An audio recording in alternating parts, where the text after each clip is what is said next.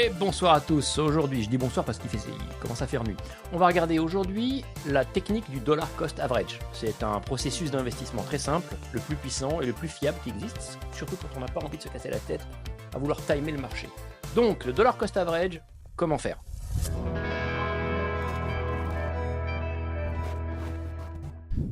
Le DCA, Dollar Cost Average, c'est une stratégie d'investissement en fait pour les tarés. T'as pas envie de réfléchir, t'as pas envie de raisonner. C'est très simple, tu détermines un montant hebdomadaire, mensuel, quotidien, tu décides que tu vas affecter, allouer à du Bitcoin. Tu programmes cet investissement de manière régulière et tu t'y tiens. Tu vois, c'est automatisé maintenant, je t'expliquerai comment. Donc, cette technique te permet d'éviter le stress de la volatilité. T'as pas envie de stresser, t'as pas envie de te dire, purée, ça va monter, ça va descendre. Non, ça monte et ça descend tout le temps de toute façon, donc t'as aucune chance. Donc, que ce soit haut ou que ce soit bas, c'est mieux quand tu achètes quand c'est bas. Tu achètes. Pourquoi je te dis que c'est mieux d'acheter quand c'est bas ? Parce que certains pratiquent le DCA avec une technique un petit peu aménagée, c'est-à-dire qu'ils achètent à chaque fois que le prix baisse d'un pourcentage prédéterminé. Par exemple, je décide d'acheter à chaque fois que le prix du Bitcoin baisse de 10%. Je me dis, waouh, c'est une opportunité en or, c'est les soldes. Et bien, à chaque fois que le prix du Bitcoin baisse de 10%, quotidien par exemple, ou hebdomadaire, je rentre. C'est un petit peu contre-intuitif, parce qu'en général, les gens vendent quand ça baisse, ils ont peur, ils flippent. Mais toi, tu n'es pas un dégénéré. Tu sais ce qu'il faut faire. Et tu le fais de manière raisonnée. C'est donc une méthode, un process. Et tu dois t'y tenir. Ok ? Quels sont les avantages du DCA ? Je te l'ai déjà dit, c'est éviter de subir les affres de la volatilité et du stress des mouvements de marché. C'est très difficile de prévoir les mouvements de marché, surtout sur le Bitcoin, pour les actions également, mais surtout pour le Bitcoin. Tout le monde se plante, hein, tous les investisseurs qui essayent d'anticiper des mouvements se font ruiner parce qu'en fait c'est très compliqué. Donc tu investis régulièrement les mêmes montants, tu ne te prends pas la tête, tu appliques une méthode précise que tu as prédéterminée. Tu peux même associer les deux types de DCA, c'est-à-dire le DCA régulier avec des montants prédéterminés et le DCA opportuniste, diront les anglophones. Donc opportuniste, c'est-à-dire qu'à chaque fois que le prix baisse violemment d'un 10%, 5%, ce que tu auras prédéterminé toi-même. En général, ça fonctionne tout le temps. Tu vois, c'est quand ça baisse qu'il faut acheter, jamais quand ça monte. Bah, tu veux que je te dise pourquoi je trouve que le DCA est la meilleure des stratégies, des processus. C'est parce qu'il te laisse le temps d'avoir une vie. Tu n'as pas envie de passer toute ta vie sur un écran, à essayer de calculer, à imaginer, à payer des indicateurs, à payer des stratèges, des fonds et des machins.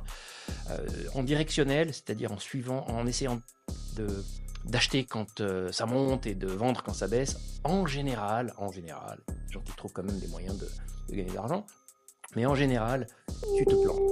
Et surtout, tu te ruines la vie, tu te ruines la santé, tu prends un coup de stress, ta glycémie monte. C'est pas bon. C'est pas bon. Il a été prouvé que le dollar cost average, pour toutes les classes d'actifs en vérité, pour constituer un patrimoine, notamment même si tu as envie d'investir sur les actions, tu investis, tu rentres sur les indices tous les mois, toutes les semaines, à pas régulier. En fait, vraiment, ça te laisse une vie. Tu peux faire plein de choses, faire ce que tu veux, tu t'occupes de tes gamins, tu fais de la musique, tu fais la pêche, tu dors, tu fous rien, tu réfléchis. Par contre, tu regardes pas BFM TV, ça tu peux pas le faire par contre. Ouais. On regarde un petit peu sur des écrans ce que ça donne, les différentes façons de faire du dollar cost average, tu vois. Alors, voyons ce que pratiquement, ou dans un sens pratique, ce que donne un DCA. Comment tu le calcules, comment tu fais tes petites anticipations. On a un écran, mes lunettes les gars, j'ai plus d'20 ans, Bitcoin, équivalent US dollar.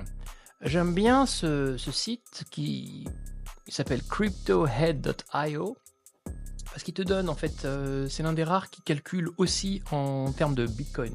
Il t'explique combien de Bitcoin tu as accumulé et pas des USD. Les USD, ça n'a aucun sens en vérité. Ton intérêt, c'est l'USD vaut le coup pour mesurer la quantité de pouvoir d'achat que tu auras épargné au fil des années, mais c'est pas des USD que tu as envie d'accumuler, c'est surtout des bitcoins. Donc ce site le montre, Bitcoin Investment. Donc voyons, je te l'ai déjà dit, je suis persuadé que la meilleure, je peux me tromper, mais n'hésite pas à me le mettre dans les commentaires en dessous, je suis persuadé que le le pas d'investissement régulier pour le DCA qui est le plus intéressant est l'hebdomadaire. Donc à la semaine. Ici, ils te mettent automatiquement le pas journalier. Je suis pas, enfin, on va bouger. On va mettre un weekly, hebdomadaire. Disons que pour quelqu'un qui met $10 par jour,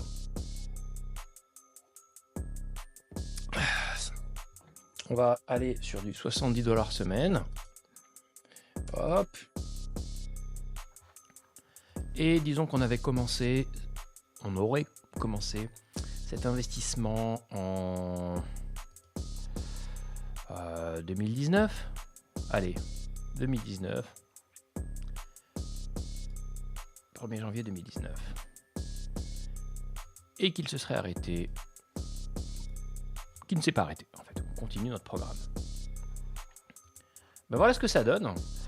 Tu aurais investi en tout et pour tout, tu aurais sorti de ton épargne monétaire et financière 17 570 $.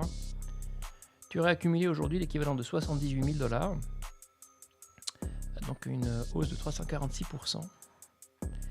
Et tu aurais aujourd'hui 1,3 presque Bitcoin.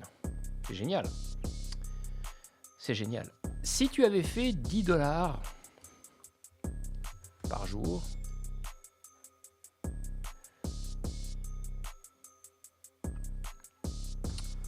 ouais, pas mal aussi.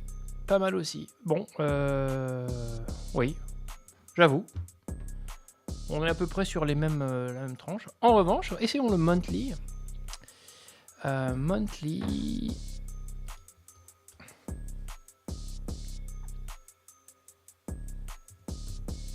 Allez hop.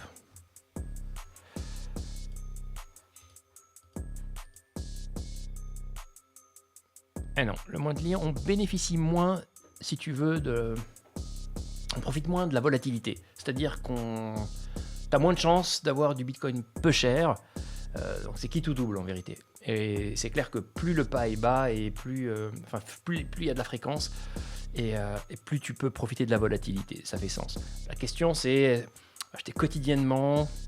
Faut que tu calcules en permanence la liquidité qui est disponible sur ton exchange. Moi perso, je pense que le weekly est suffisant. La différence entre le gain journalier et hebdomadaire n'est pas si extraordinaire. Donc allez hop, 70 $ ou euros la semaine et boum. Voilà ce que c'est que le DCA, le Dollar Cost Average. C'est quelque chose que tu peux mettre en place sur n'importe quel exchange, Bitgate, Kraken, Binance, Coinbase, enfin ils le proposent tous maintenant. Vérifie juste les prix.